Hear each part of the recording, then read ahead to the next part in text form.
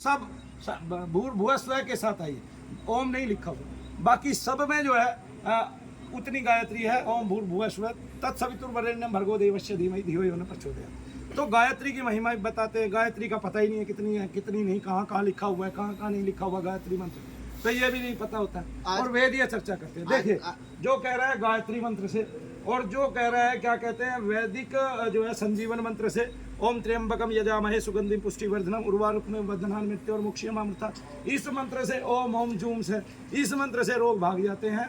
अगर हम उनसे यज्ञ करें तो वो करके तो दिखाए, मुझे भगा के तो दिखाए, मैं दुनिया के किसी भी मंत्र से रोग भगा के दिखा दूंगा, किसी भी शब्द से। जी बोलिए।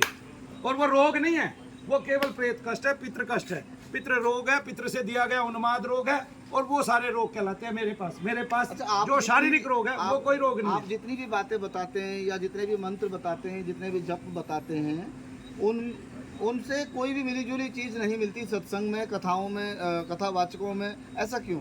प्रत्येक मंत्र से मन का त्राण होता है, और आपके शरीर के अंतर में जो नाद है वो खिलता है, वो खिल उठता है, तो आपको अनंत प्रकार के नाद सुनाई देने लगते हैं। कहीं वो वेणु धुन के रूप में सुनाई देता है, कहीं वो श्रृंगी के रूप में सुनाई देता है, कहीं वो सारंगी के रूप में सुनाई देता है, कहीं वो जैसे भोर का सूर्य उदय होता है तब पक्षी चहचहाते हैं उसके रूप में सुनाई देता है, कहीं वो हमें जो है क्या कहते हैं जैसे कांसे की थाली बजा दो और उसकी टंकार आती है उसके रूप में सुनाई देता है, कहीं वो शंख घंटा इस तरह के नाद भेरी और तांबूर के रूप में सुनाई देता है। तो इस प्रकार से अनंत नाद हमारे अंतर में उत्पन्न हो जाते हैं। उससे मन का उस शब्द को सुनते सुनते मन का त्राण होने लगता है, और शब्द वही है।